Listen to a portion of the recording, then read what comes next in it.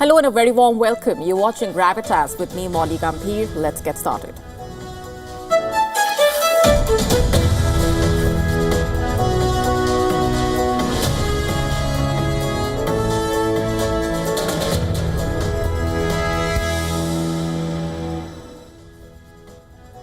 Our top story tonight on Gravitas zooms into what's happening in Pakistan and Bangladesh. Both the countries have descended into utter chaos.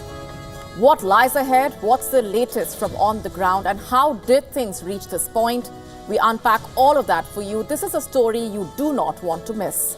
And here's a look at what else is lined up for you on the show tonight. A ceasefire deal is soon to be voted on by the Israeli cabinet. Will it come through?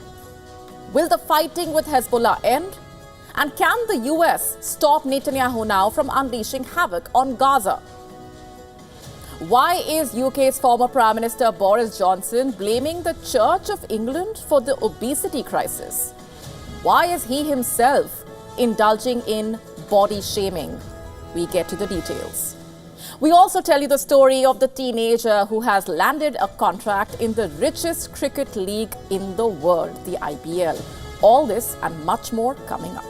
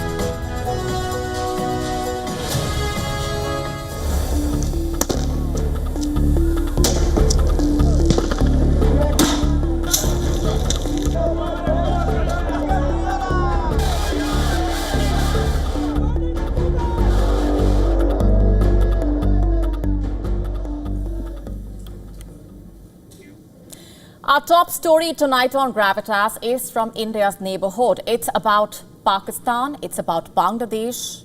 Bangladesh has descended into chaos while Pakistan is witnessing an uprising against the government. Bangladesh is struggling to restore order.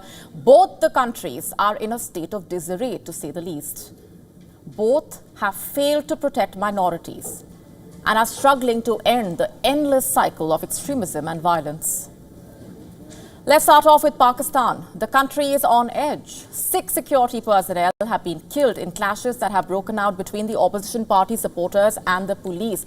But who is making the headline amid all of this? Not Imran Khan, not Shehbaz Sharif. It is Bushra Bibi, Imran Khan's wife. You heard that right. With her husband in jail, his wife, Bushra Bibi, has become the face of the protest this week. In fact, she has galvanized support for Imran Khan and energized his supporters of Khan's party. The PTI have descended on the streets of Pakistan demanding that the government release him from jail, almost always appearing with her face and head covered. Bushra Bibi has been leading the charge in the marches of PTI. Sitting in a car, she asked the PTI supporters to march to D Chowk, which lies at the heart of the capital. This after a planned rally on November 24 was thwarted by a court order. That order from Islamabad High Court had cited the visit of the Belarusian president to the country as the reason for disallowing mass gathering.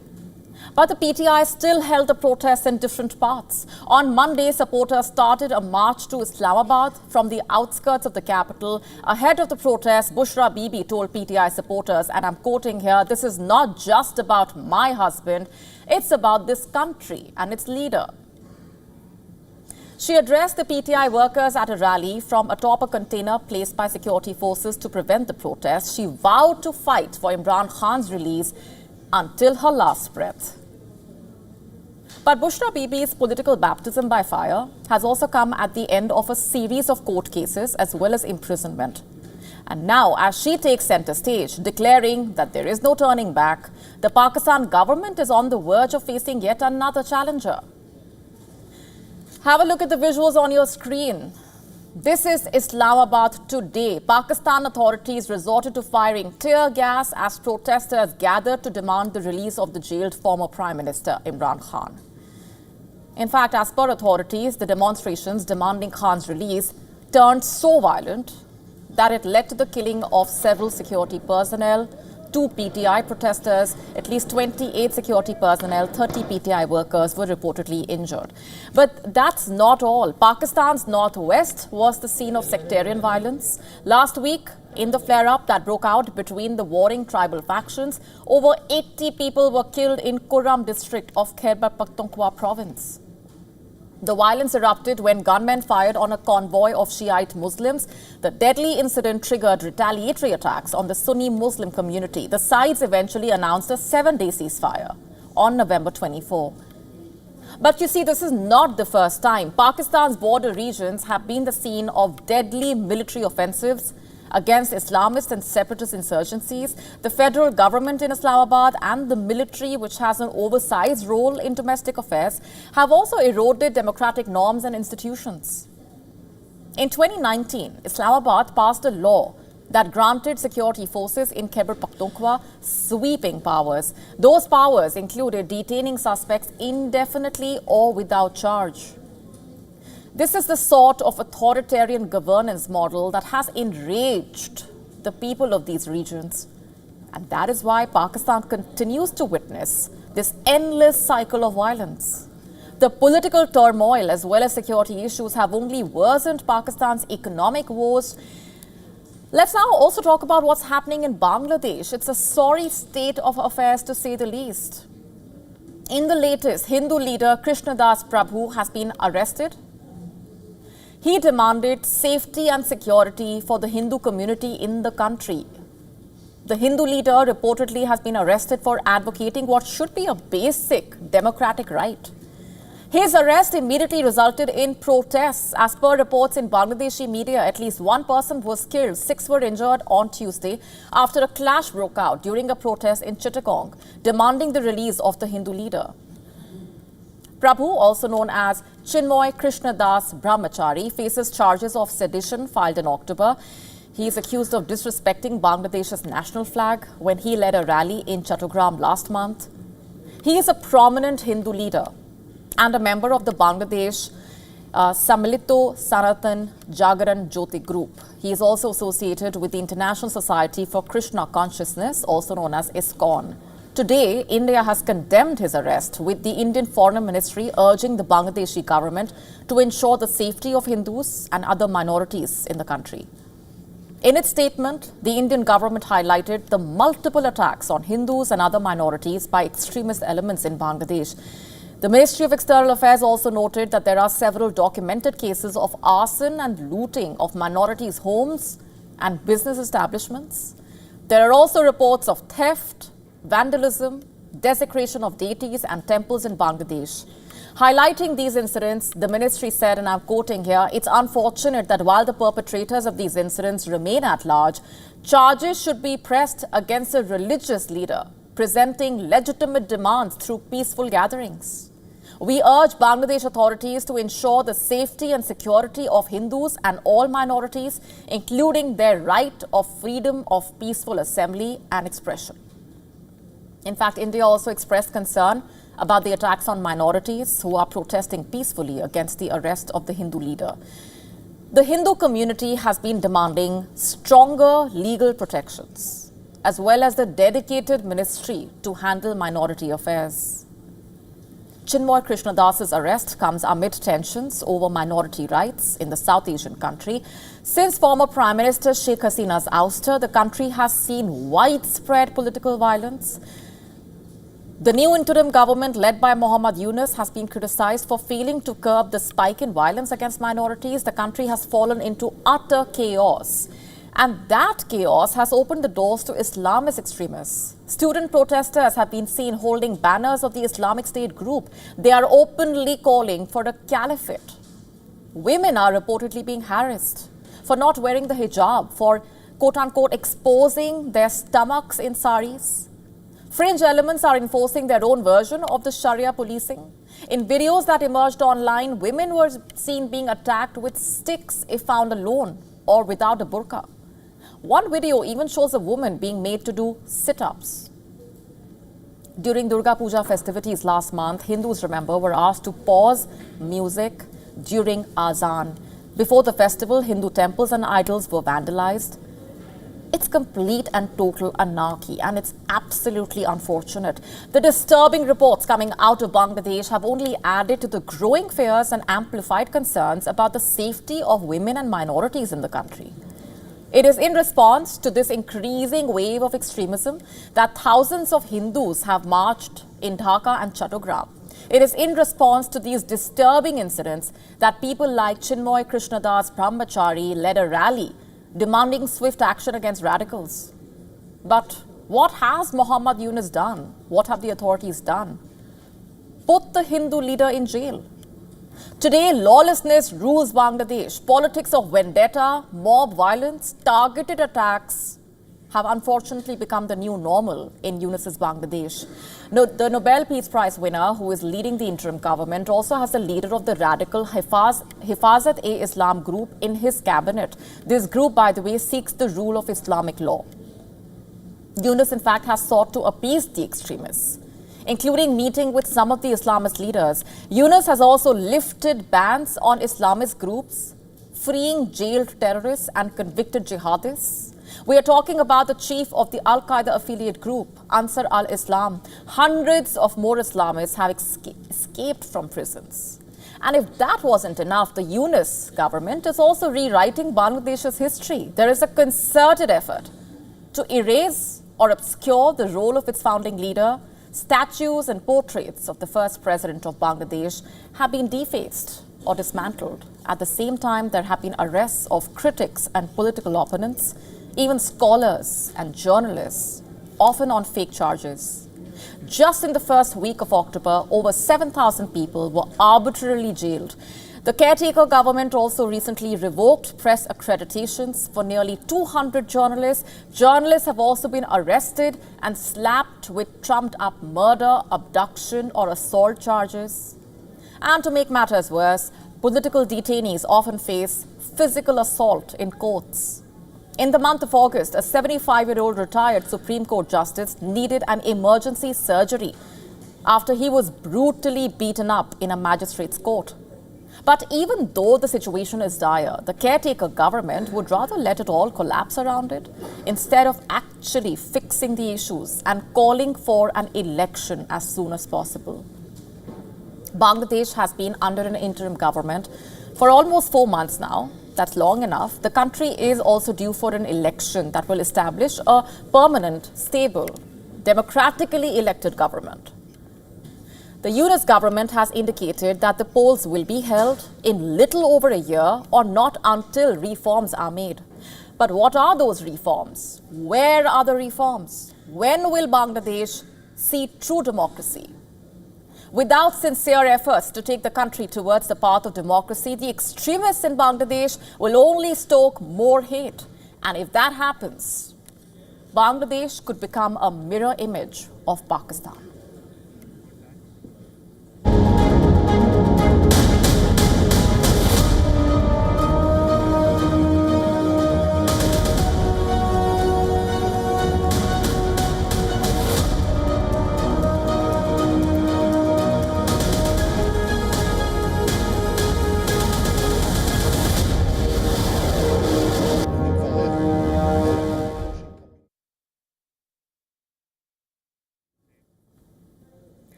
Let's now talk about what's happening in West Asia. Israeli Prime Minister Benjamin Netanyahu looks poised to shift the battlefield focus.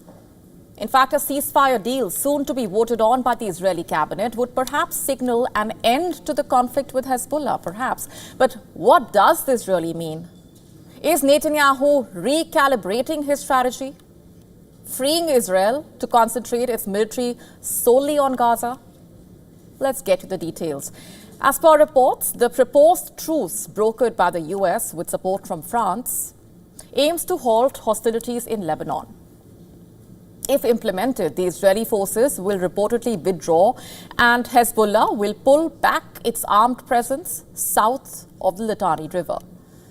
Meanwhile, Lebanese troops along with UN observers would secure the buffer zone monitored by an international committee. But is the ceasefire just straightforward? Or is it a strategic move? Is there more to it? As per reports, Israel is prepared to step back from Lebanon, not because it thinks that it has won, but because it must. A two-front war with Hezbollah in the north and Hamas in the south reportedly is untenable for Israel. And by agreeing to the ceasefire, Netanyahu reportedly secures breathing room. With Hezbollah out of the equation in a way, Gaza becomes Israel's singular focus. This is not about avoiding conflict. It's about intensifying matters where it matters most to Netanyahu's agenda. We are not the ones saying that. The Israeli Prime Minister is. You see, Netanyahu has made it abundantly clear Hamas will not remain in power. While visiting the Israeli military positions in Gaza last week, this is what Netanyahu had to say. Listen in.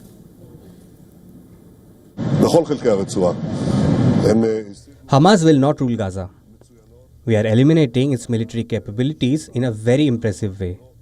We are moving on to its governmental capabilities and the hand is outstretched. Hamas will not be in Gaza.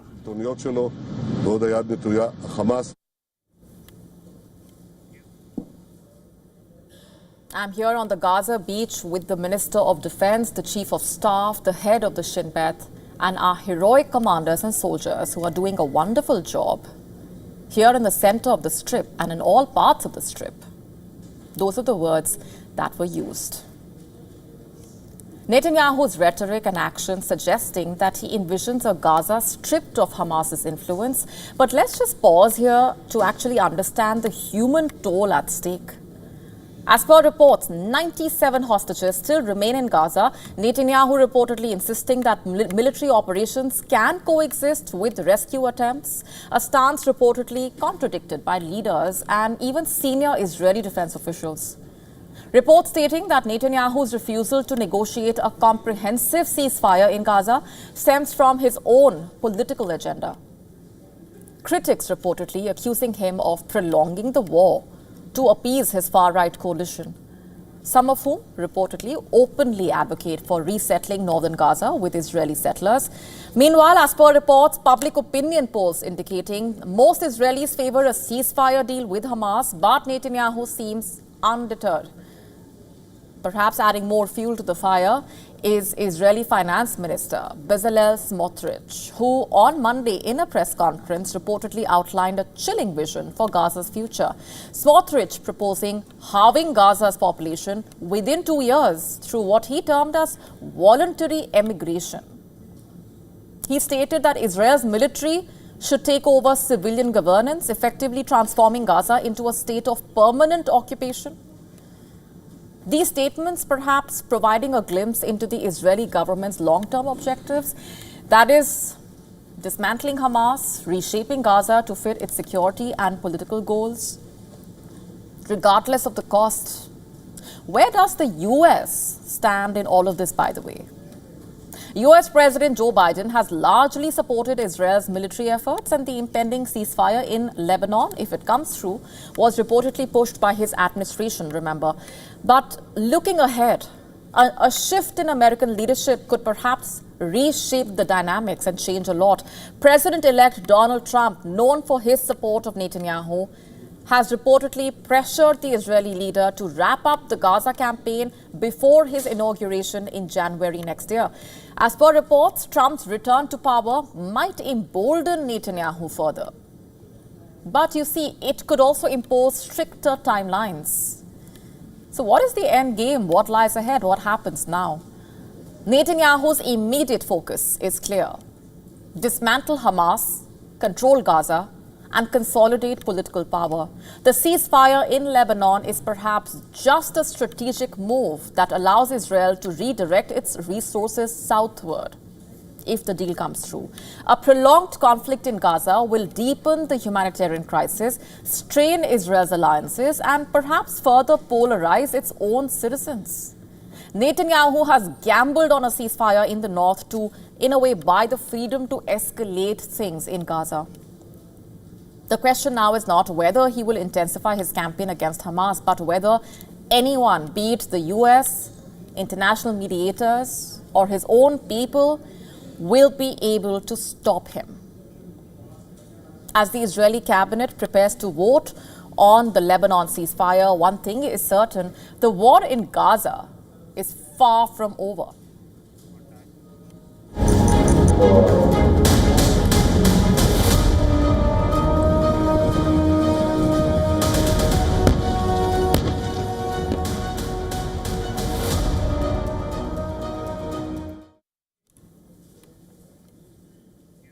From one conflict zone, let's now shift focus to the other one. I'm talking about the conflict between US and Russia over the Ukraine war. On Monday, Russia's Deputy Foreign Minister, Sergei Ryabkov, warned that Moscow is considering deploying its short to medium-range missiles in the Asia-Pacific. Speaking to Russian state media, Ryabkov described the option as a potential response should the US deploy its own systems in the region. Let's first tell you more about what was said. Ryabkov told state news agency TASS, I'm quoting here, the appearance of corresponding American systems in any region of the world will predetermine our further steps, including in the sphere of organizing our military technical response. The Russian minister's remarks signaling a potential for Russia to step into a region that's primarily been a hotbed for tensions between the US and China. And his comment came as the Japanese media outlet Kyodo News reported on Sunday that the US and Japan were jointly drafting Taiwan contingency plans. The plan basically would reportedly include stationing American missile units in the Philippines and the Nancy Islands. Nancy Islands being an island chain stretching from Japan's southwest coast to Taiwan. Temporary bases there would allow the US to establish a missile presence close to Taiwan. Kyodo, in fact, reported that in the event of a Taiwan war, the Japanese-American plan would basically send a US Marine Littoral Regiment to the Nancy Islands with American HIMARS rockets. The 12th Marine Littoral Regiment is already based in Okinawa. According to this report, the US Army would respond by deploying long-range units from its multi-domain task force to the Philippines. Remember, we have reported that since April, the US has stationed a mid-range capability Typhoon missile launcher in the Philippines. It was first deployed for a joint military exercise with Manila, but it has stayed there so far. The ground-based system is one of America's newest and can fire both the Tomahawk cruise missile and the Standard Missile 6 interceptor. In late September, it was reported the US and the Philippines had agreed to keep the Typhoon missile launcher indefinitely in the archipelago. And that decision deeply angered China, which had for months demanded that the system be removed from the Philippines. All of this is openly happening in the shadow of the collapse of the Intermediate Range Nuclear Forces Treaty. The INF Treaty, which was signed in 1987 between the Soviet Union and the US, aimed to ban nuclear and conventional ground-launched ballistic and cruise missiles with ranges of 500 to 5,500 kilometers. And 2 decades later, the treaty began to unravel as the US and its allies accused Russia of violating it by developing the Novator cruise missile. And then in 2019, The Trump administration announced the US withdrawal from the treaty, citing Russia's non-compliance. Moscow, in turn, has blamed the US for the treaty's collapse. Meanwhile, there has been a significant development in Europe's security landscape. What are we talking about? A newly forged Group of 5 defense format, bringing together Poland, Germany, France, Italy, and the UK. The 5 countries, by the way, are Europe's largest defense spenders. As per reports, this alliance signals a pivotal shift in the balance of power. As Europe braces for a potential recalibration of US support against the backdrop of the re-election of Donald Trump as US president, who is known to be skeptical of US support for Ukraine, Poland, a nation reportedly leading NATO in defense spending relative to GDP, is urging Europe to take the reins of its own security. Poland's defense minister urged the continent to come together, not only to help Ukraine, but to bolster its own defenses. Today we are obliged to say it clearly. Europe must increase its efforts in helping Ukraine. But first of all, it must also increase its own security. Without the increased spending, without this awareness in every European nation of the kind of times that we are living in, everything becomes nothing without this awareness of how important security is today, wherever we are. His call to action perhaps underscoring a stark reality. Europe cannot afford to be complacent. As per reports on Monday in Berlin, the defense ministers of the Group of 5 convened, each echoing a unified message. Germany's defense minister, Boris Pistorius, emphasized the goal of empowering Ukraine to negotiate from a position of strength. We will continue to provide increased support to the Ukrainian defense industry and assist in its development, as this will increase the speed at which material is made available to the Ukrainian armed forces. And we will do this as a first step with income from windfall profits, an important first step that will contribute precisely to this.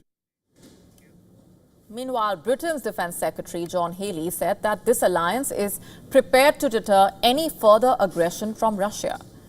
So, is this just another diplomatic alliance? Is it a statement of intent? Or do these leaders perhaps recognize a harsh truth? That the war in Ukraine is not just a regional conflict, it is indeed a test of Europe's resolve, unity, its capacity to act independently. And with reports stating that the US faces potential policy shifts under a second Trump administration marked by skepticism towards Ukrainian aid, Europe is perhaps scrambling to fill what could become a dangerous void. This new bloc suggests Europe is preparing for a future where it must shoulder a greater share of the burden by increasing the defense spending, modernizing the military capabilities, and fortifying resilience against any threats, while simultaneously providing financial and logistical support for Ukraine. So, will this be a defining moment for Europe? Will the Group of 5 be more than an anti-Russia front? And more importantly, is Europe ready to lead in securing its future, especially if the US support wanes? And how exactly will internal politics impact all of this? For now, there are more questions than answers.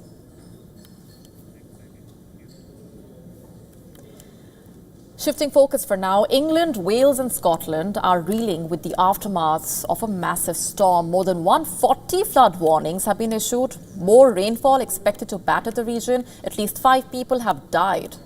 The storm has brought much of Britain to a standstill. Our next report telling you more.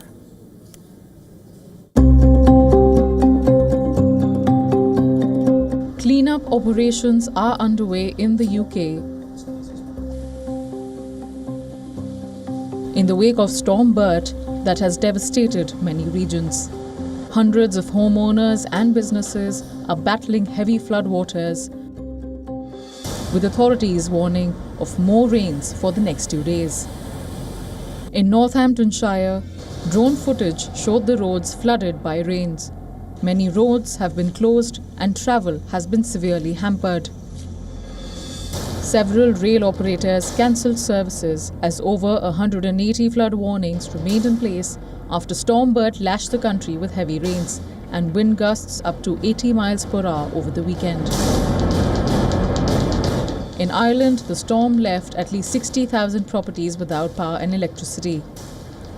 Many roads and ferry and train routes are closed on both sides of the Irish Sea. I mean, there's quite a lot of damage here to premises right on the street here, and and there's a number of houses here as well too. While my office is damaged, it's an office, it's okay. So, but there is a couple of residential properties as well too that have been damaged, and people have to been put up temporarily in relation to that as well too. So, weather forecasters and politicians are facing strong criticism for insufficient warnings and preparation ahead of Storm Bert. The South Wales Met Office is being questioned for issuing only a yellow warning rather than an amber or red. Residents also alleged that not enough new defences are in place by the Welsh Government since the storms last wreaked havoc in the area 4 years ago.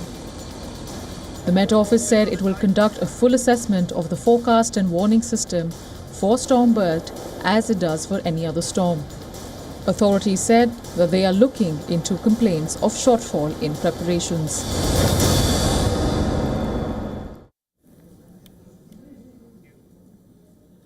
Energy deals are under review in Sri Lanka and Bangladesh. This includes projects with the Adani Group firms. In Bangladesh, a review committee formed by the interim government has recommended a full investigation into major power agreements signed during the regime of the former Prime Minister Sheikh Hasina. The National Review Committee on Ministry of Power, Energy and Mineral Resources has recommended the appointment of a reputed legal and investigation agency to review the major power production agreements signed during the autocratic regime of Sheikh Hasina from 2009 to 2024. That is, quote-unquote, what the statement read. Among these agreements is the $2 billion Godda thermal power plant deal with the Adani Group, part of a broader network of energy projects under review. This investigation follows a broader pattern of allegations tied to the Adani Group, which is also under investigation for alleged bribery in the United States. The U.S. Securities and Exchange Commission is investigating the Adani Group over allegations of bribery to secure solar contracts in India, leading to a downgrade of the credit outlook for several Adani companies. Along with Bangladesh, Sri Lanka is also examining Adani's involvement in the energy sector.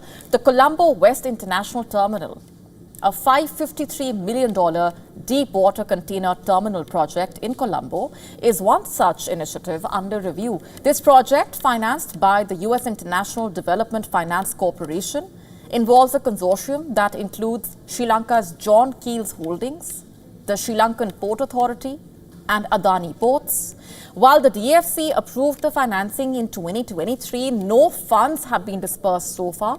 A DFC official in fact stated, I'm quoting here, "We are actively assessing the ramifications in light of the recent DOJ announcement and are committed to ensuring our projects and partners uphold the highest standards of integrity and compliance," quote unquote.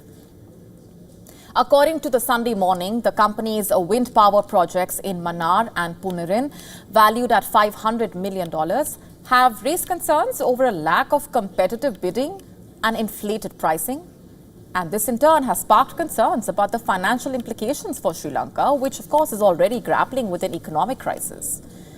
In Kenya, President William Ruto announced the cancellation of an independent transmission project involving the Adani Group, along with discussions related to a separate deal for managing Nairobi's Jomo Kenyatta International Airport. On Saturday, in fact, the Adani Group issued a clarification stating it had not entered into any binding agreements to operate Kenya's primary airport.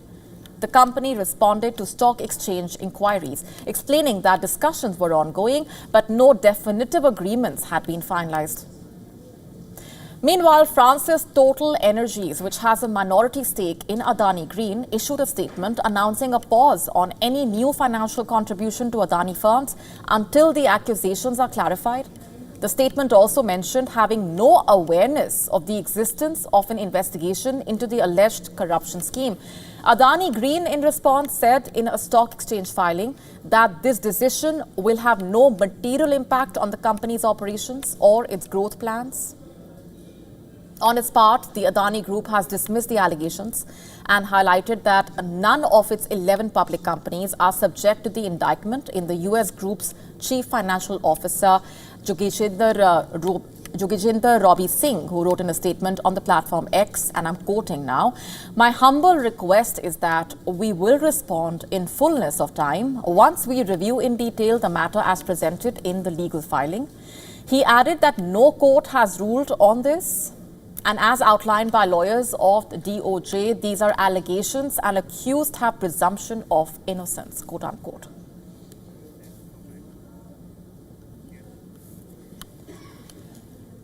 Limitations often breed resilience, and the women in Taliban-ruled Afghanistan testify to this.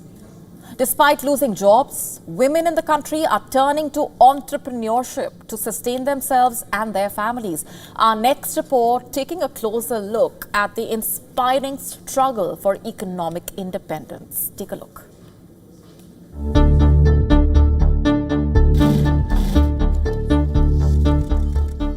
After the Taliban's return to power in 2021, Afghan women faced severe restrictions, including a ban on secondary education and a sharp decline in employment opportunities. Prior to the takeover, women accounted for 26% of public sector workers, a number that has since dwindled to near zero. Amid this economic and social turmoil, many Afghan women have turned to entrepreneurship as a way to support their families and regain independence. For example, Zainab Ferozi, who invested her savings in a carpet weaving business in Herat, now employs a dozen women who lost their jobs or were forced to abandon their education due to Taliban policies.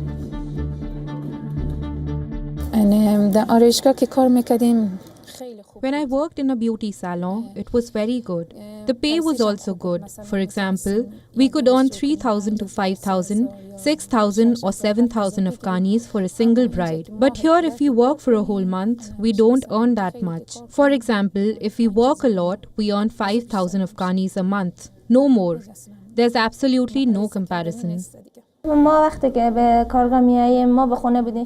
I was at home, I was very depressed and angry. I couldn't stay at home. When Mrs. Ferozi set up this workshop, I came here and was able to work. I'm very happy and I no longer have any mental health problems. I'm happier and I feel better. The rise in female entrepreneurship is notable. The Afghanistan Women's Chamber of Commerce and Industry reports a dramatic increase in businesses since the Taliban takeover, with registered businesses growing from 600 to 10,000, many of them small home-based operations. Women like Toba Zahid, who started making jams and pickles after being forced to abandon her university education, are not only creating job opportunities but also contributing to the economy. While these businesses offer financial relief, the challenges remain. For instance, salaries for women working in these enterprises are often low, ranging from 5,000 to 13,000 Afghanis per month, insufficient to cover all living costs. The market for women is not good. We don't have any saleswomen who would go to the bazaar to work for other women and do marketing for women so that their products sell. Before the return, women used to do marketing and sell their products, but that's no longer the case. Yet the work has provided these women with more than just a financial lifeline. Many report gaining a sense of purpose and mental well-being as work has become a way to support their families and contribute to the future of younger generations. Business Bureau, WION World is One.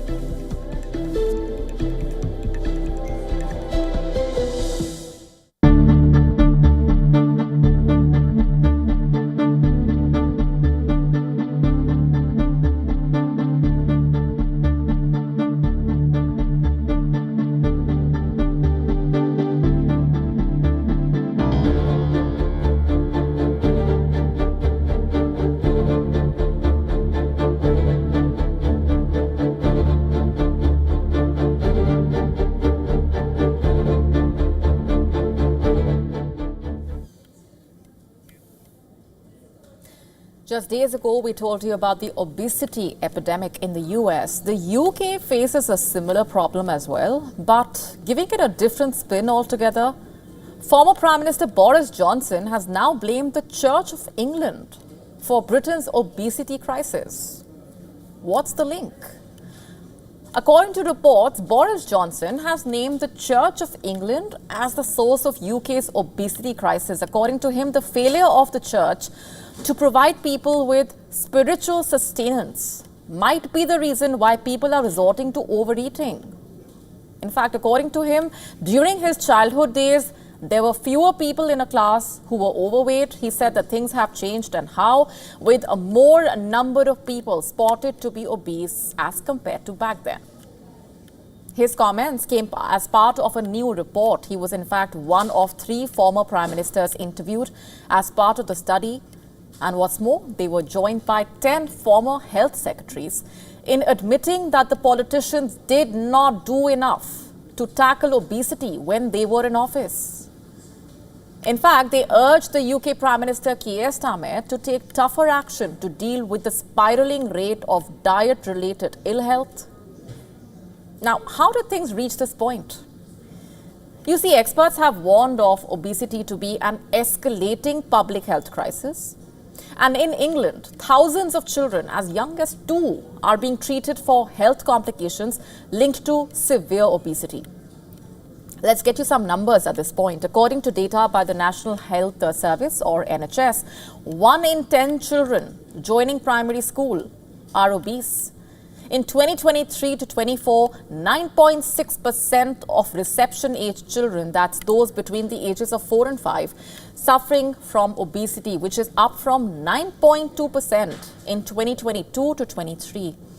However, among year 6 children, those between the ages of 10 and 11, the proportion of those who are obese fell slightly from 22.7% to 22.1%, marginal difference, but remained higher than 21% in 2019 to 20. This is seriously concerning. What is the UK doing about this crisis is the immediate question. According to NHS England, £6.5 billion is being spent in a year to treat obesity-related ill health across all age groups in England.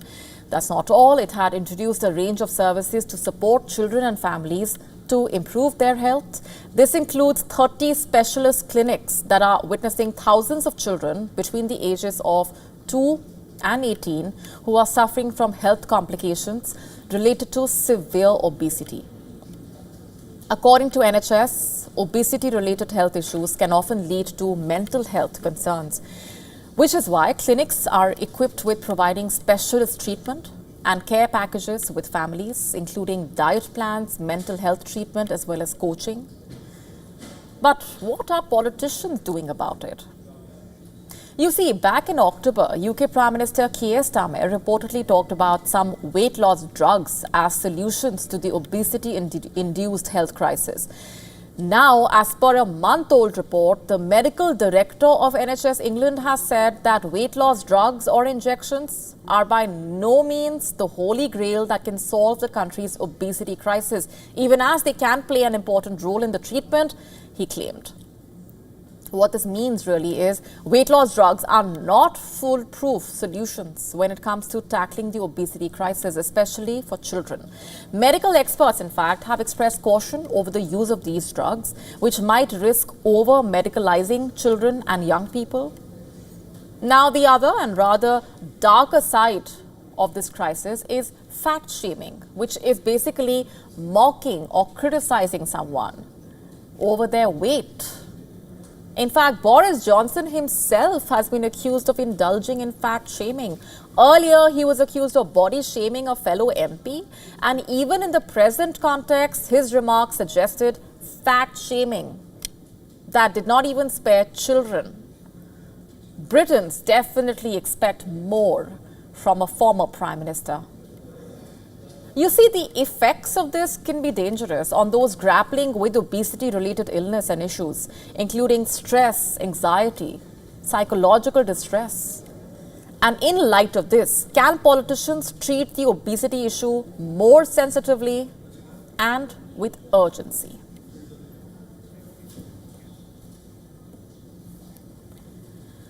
The IPL, Indian Premier League, has delivered plenty of fairy tale stories since its inception in 2008, especially for Indian cricketers. But this might be the most remarkable one yet. Vaibhav Suryavanshi, all of 13 years old, has been picked up by the Rajasthan Royals at the auction for a sum of 1.1 crore, which is approximately $130,000.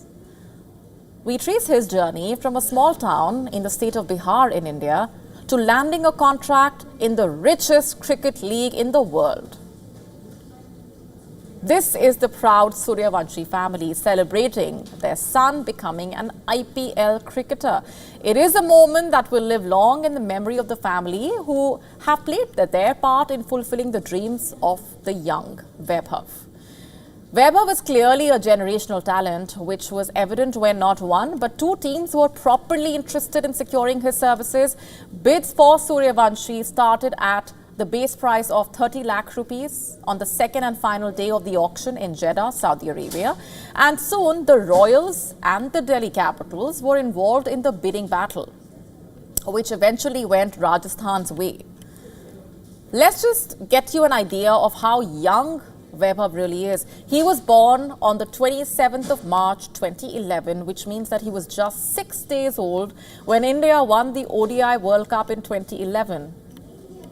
And he wasn't even born when his new team, the Rajasthan Royals, won the inaugural edition of the IPL. It's the kind of story that makes the world sit up and take notice. But his journey begins in the small town of Samastipur in the state of Bihar. For his father, it is an extremely emotional moment. Sanjeev Suryavanshi was a cricketer himself but failed to make the cut. In fact, he went to Mumbai at the age of 19 to earn a living. He did odd jobs like working as a bouncer in a nightclub and even worked at a public toilet. He also sold land to fund his son's dreams. But he definitely does not have to worry about money anymore. I have struggled a lot for the last 5 years. I, along with him, have been working very hard and waiting for this moment. He has done a lot of hard work, but this is just the beginning, and he has to continue to work hard. This is the family's house in Samastipur. Samastipur, in fact, barely has any cricket facilities. Most of the state of Bihar does. But such was his father's dedication that he built a small training ground next to the house so that his son could practice there. It seems like Vaibhav's achievement is not just a victory for him and his family, but the entire town. Vaibhav is already a bona fide celebrity in his hometown naturally, and with good reason.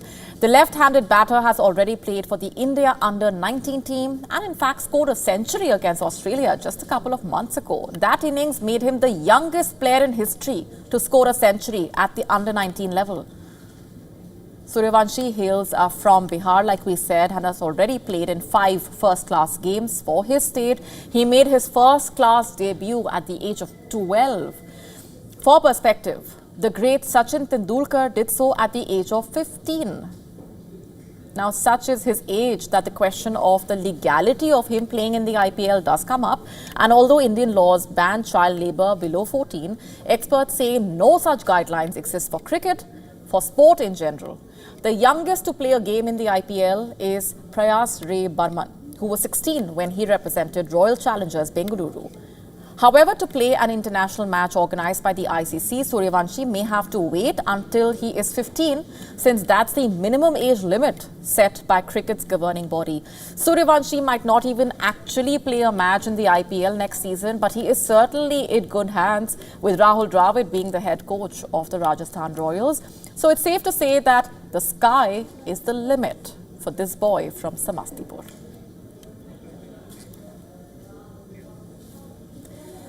Meanwhile, India's Sania Zehra, a 20-year-old, has attained the title of Bee Queen of Kashmir Valley.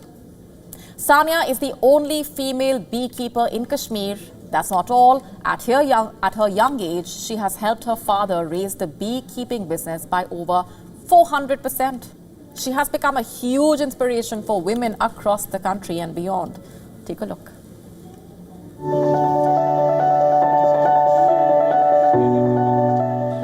Sania is breaking all the gender stereotypes by choosing a profession not many women would take up. She has learnt the art of beekeeping from her father, but it has not come easy. Stung by bees dozens of times, Sania did not give up, but emerged stronger and took up the profession. Sania has also become the victim of online trolling after she was called the bee queen of Kashmir. But she says she has learned to look at the love received and ignore the hate. I'm thankful to everyone who has given me the name of Bee Queen of Kashmir. I started this work in 2021 and it's been 4 years since I've been doing this work. It was of my grandparents initially, and when I saw my father putting so much of hard work into it, I too insisted on doing it.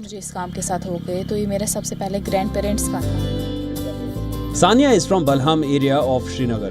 She not only sells her products in India but abroad as well. Sania has now also added multiple cosmetic products made from the honey and its extracts, which are gaining popularity as well. She makes face creams, oils, soaps and many other organic products. Not just honey, I have introduced hair oils, creams, serums and soaps. And in the future, I want to expand my business. I will ensure our produce will have a good name in the market. In recent times, Kashmiri women have proved their mettle in every facet of life. From sports to business to entertainment industry. The younger generation is taking challenges head on and overcoming all the hurdles. Sania, also known as the Bee Queen of Kashmir Valley, has not only grown her enterprise but also inspired hundreds of other women to start their own businesses.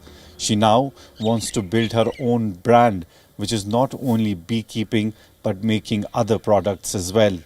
With video journalist Feroz Idris Sloan for WION World is One. And with that, it's a wrap on this edition of Gravitas Tonight. This is me, Molly Gambhir, signing off. Thanks very much for watching.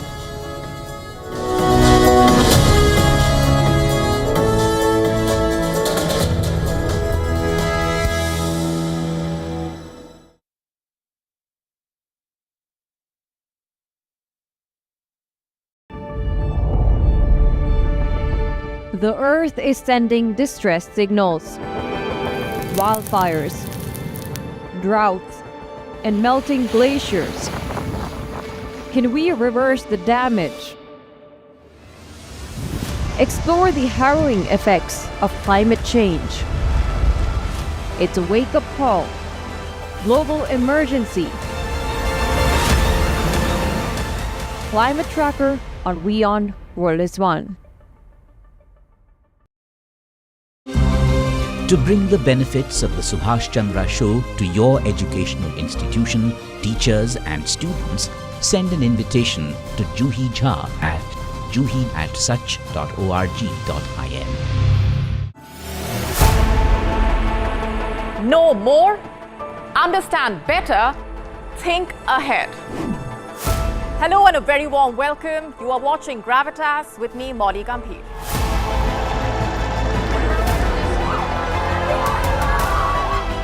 Get the facts, not the bombast. On the 26th of March, dynamic pricing, Baloch separatists, Gravitas cuts out the clutter. Gravitas keeps calm when others scream. Gravitas brings news to life.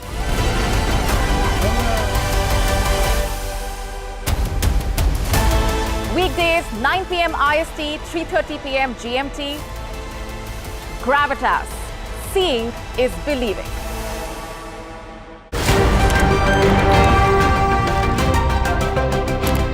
Ready to dive into your daily dose of news? Bringing you what's trending in the West and all that's setting trends in the East. And all of this served up with a side of insightful banter. We don't just bring you the latest stories. We bring you your talking points for the day. And while you do that, from the busy streets of New York, I will provide you with deeper insights on the developments through the course of the day in the US. And I will be here at the WION headquarters, getting you all the action from the universe of sport. All that you need to know about your favorite teams and players, right here. The show that keeps you ahead of the global curve. A conversation you'd want to be a part of. A place where news becomes an engaging exchange. We bring you stories that impact your present. This is World DNA. Join